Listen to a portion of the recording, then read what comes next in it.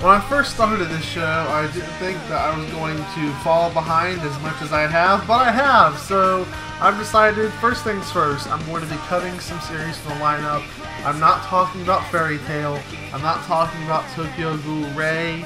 And yeah, I think those are the only two big casualties. I'm going to keep talking about, oh, and Bleach. I'm cutting Bleach as well. I don't want to talk about series that I don't really enjoy that much anymore, so no point in saying, oh, well, I fucking hate this series, blah, blah, blah. So, on today's episode, we're talking One Piece, Assassination Classroom, Shokugeki no Soma, and last Sunday's Arslan Senki. Yeah, I know, it's been a while. So, we're going to start off with One Piece.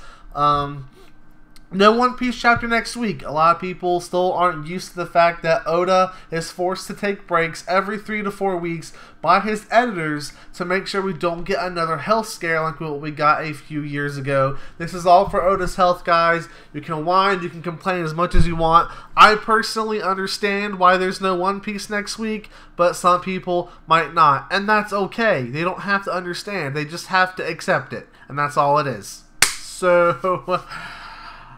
this week's chapter of One Piece was a surprise. First off, we got it a day early. We got it on Wednesday instead of Thursday, and it was all about Sabo's backstory.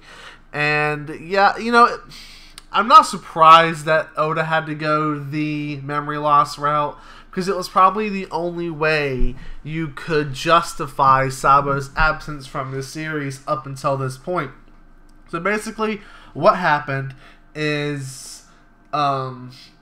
Sabo, when he got attacked on the ship by the Tenryubuto, I think is what the word is. I'm kind of brain farting, but when they shot his ship, he was starting to drown. He was begging for help, and Dragon did save him, like a lot of us expected that was going to happen. But considering the trauma he experienced from that attack, Sabo did lose his memory entirely. All he knew was that he didn't want to go back to his home. So... the years go by and whatnot, and finally Sabo sees a newspaper about the War of the Best in Marineford. He reads about the death of his brother Ace, and all of the memories come flooding back to him at once. He passes out for 3 days, and that's when he decides, okay, I have to go see Luffy. Luffy is alive, I have to go see him. We see the full scene from where Sabo reintroduced himself to Luffy in Kurita Coliseum. Luffy's reaction is still great. At first, he's all like, hey, the only other person besides Ace who called me his brother is dead.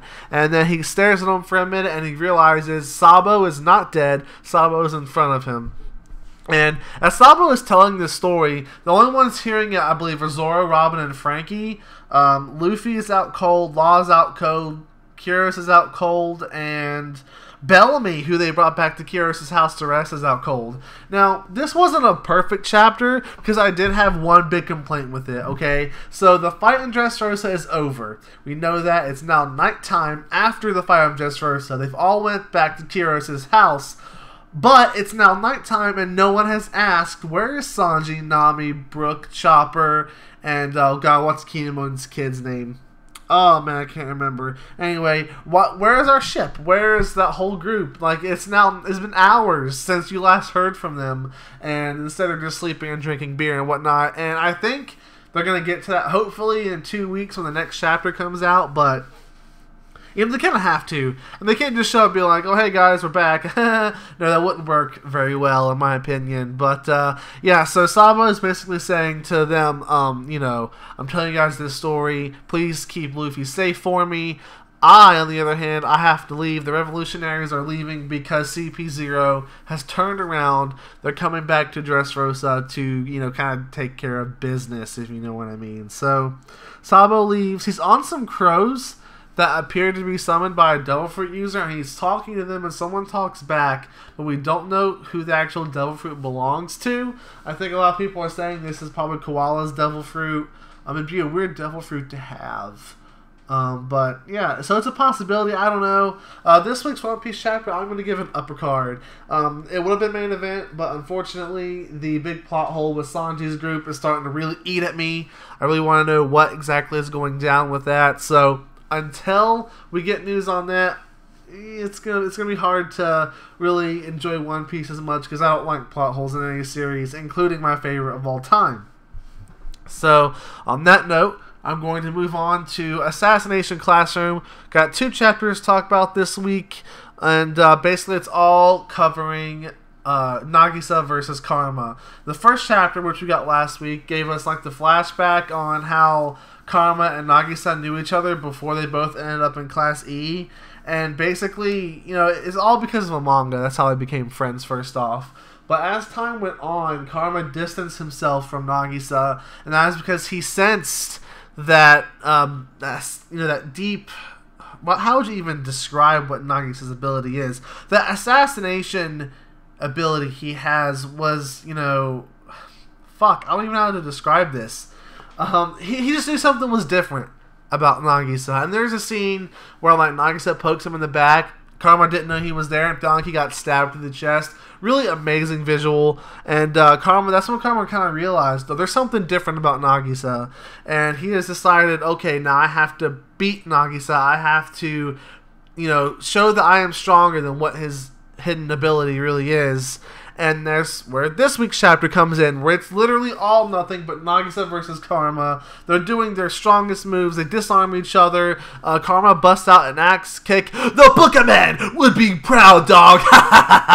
But yeah, it was pretty cool. It was a great action-packed chapter. Loved the choreography. Loved the panel work. And then so the chapter kind of ends where Nagisa does the Naka whatever the fuck his favorite technique is that involves 2 weapons. But Karma has become the first person to survive the shock because he bit that onto his tongue, so he's still able to move. And it looks like Nagisa's going to try and go for the killing blow, so chances are next week is the conclusion of Karma versus Nagisa, and I can't wait. It was pretty good. It was a pretty good fight. I'm going to give this I'm stuttering all over myself, but I'm trying to think as I go. I didn't write a script for this one. I probably should have. I'll probably rate these 2 chapters together. I'll probably give them an upper card as well. They were fun. The fight's been great, but I'm ready for this to end now. I'm ready to see, you know, where is this series really going to go? Are they going to keep trying to assassinate Kora Sensei, or are they going to try and help Kora Sensei? Because no matter what happens, the class has to be unified. That's one thing Kora Sensei said at the beginning of this arc, is that this class has to be unified no matter what. That's why they're doing what they're doing. So I'm interested to see what happens next week, because it should be the conclusion to that fight. And also congratulations to Assassination Classroom on 3 years of serialization. It's hard to believe that 3 years have went by since Chapter 1 came out, and I read it on Manga here. But, yeah, it's been 3 years already. We've had anime. We have another anime season coming up. It's been a wild ride for Assassination Classroom, and it has been an awesome one. If you do not read this series, I highly recommend it. Watch the anime. It covers the first, 60, 70 chapters, I believe. Then from there, you can read the manga or wait for Season 2 to come out in the winter. But, fuck, I yawned. Oh, man.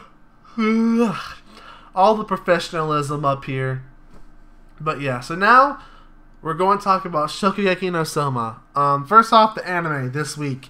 It looks like I'm not sure what they're doing, but it looks like they might have possibly skipped the Karage arc.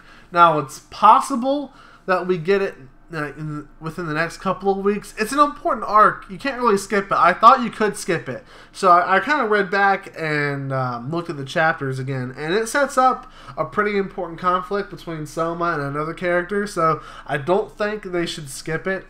They should definitely do it. It has to be done if that confrontation is going to be set up right. So what I hope they're doing is doing things in a bit more natural order of events.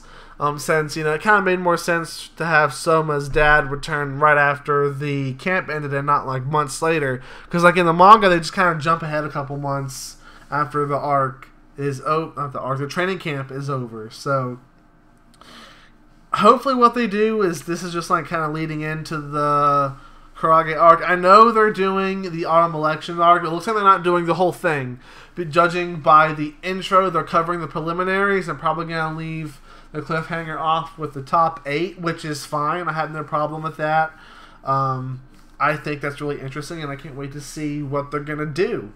So, yeah, good episode of the anime this week. I'd give it a... I would give it a upper card, I guess. I know I didn't really talk about what happened in it, but that's because, well, it's all just basically Soma's dad showing up, and you learn about Soma's dad. That's the end. That's the end of the chapter. That's the end of the episode. This is the most botched episode of Anime Jump I've done yet. I am fucking up. I can't speak today, guys.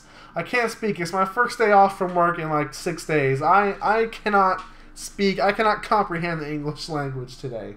So yeah, we'll go to Arslan Senki real quick, and we'll wrap up with the Soma manga. Arslan Senki, basically the guy we saw invading at the end of last week's episode, is now their ally. That's what the whole episode is kind of about. They outwit him and his army, and they kind of force him into an alliance, and they're going to help him ascend the throne in his country. So that's literally all that happened in the episode. It was good, but you know, nothing really happened. The game, the Muso game, looks really good though, so I might import that. It comes out in September. I might do a playthrough of it on the channel. If you're interested, let me know in the comments, please. That brings me to the final thing for this rushed episode of Anime Jump, and that is the Shokugeki no Soma manga, which is basically the continuation of the conflict for this fall festival. As Soma is trying to really do everything he can to beat Kuga, and so far it's not working. I think the first week he was in the first day in last week's chapter, he was in 40th place, dead last. He was the only person in that area that was in the red financially. And Kuga was like number one by a wide margin. He made like mad amounts of money. There's a panel where they show him with all the money in the background, and he's got stacks of money. He's making mad bank. The only other group that's in the red is Alice's group, which is pretty fun. It's Alice, Rio, and Hayama. They're doing bad because Hayama's not used to Alice's way of doing things, which is terrible. She's fucking everything up, basically. And that's expanded upon a little bit more in this week's chapter, which just came out today. But which featured the meeting with Soma and I can't remember the creepy like witch girl, but they both like to make terrible food, so they were getting along really well. And Megumi was like, "Oh, these are two people who should have never met. Oh God, they're gonna plan something evil together or something." But we learned that what Soma's been doing to get more people to come to his booth is he goes around to the other areas for the festival and he gives out his leftovers for free. So when these people like taste his food, they're like, "Oh man, I might go see his booth the next day." So it's interesting in that regard because Soma is using his little cart to his utmost advantage. He is able to go around at night and get customers for the next day of the festival. And that's where he's able to go from 40th to 35th place. We don't know where he's going to end up because this week's chapter does not show the third day of the festival. It looks like they'll be doing that next week. But yeah, I'm really interested to see where it's going. I'm loving this arc. I'm loving this conflict, this non-Shokugeki conflict. Now, don't get me wrong. I love the Shokugekis. I love the visuals that they do for those, like during the autumn election arc. But man, I just actually loved a fight that's a little bit different. And I'm looking forward to the eventual Shokugeki between Soma and Kuga, because I do think that's happening in the very, very near future. I do think Soma's going to leave an impression on him enough to where Kuga will accept the challenge. But yeah, so this week's Soma chapter, I'm going to give it a main event. Loved it. Artwork was always on point. Soma has some of the best artwork, I think, that I've ever seen. And that definitely stands. And the anime as well is really, really well done. But unfortunately, they are actually beaten out by Studio Ufotable with Fate Stay Night and fucking God Eater. God damn, I can't wait for God Eater this week. So yeah, that's going to do it for this extremely rushed, extremely stuttered, butchered episode of Anime Jump. If you're able to listen to it all, thank you. I know it wasn't a hard listen. I covered a lot in like 15 minutes, but I'm trying to catch up. I don't want to fall behind this badly again. So next episode, we're going to have Dragon Ball Super. We're going to have Boku no Hero Academia. and a likely God Eater. I think there's going to be no other... Oh, and Seven Deadly Sins again. That came out today as well. So, the next episode will cover the same 4 stuff as last time. And chances are I'll keep it in a 2-episode-a-week format this way. Unless you guys want me to cover more. But, unfortunately, I'll try. But I can't make any promises because I am working like a motherfucker right now. I simply just don't have the time to talk about everything in detail. So, that's going to do it for this episode of Anime Jump. Thanks for listening. We'll see you guys next time.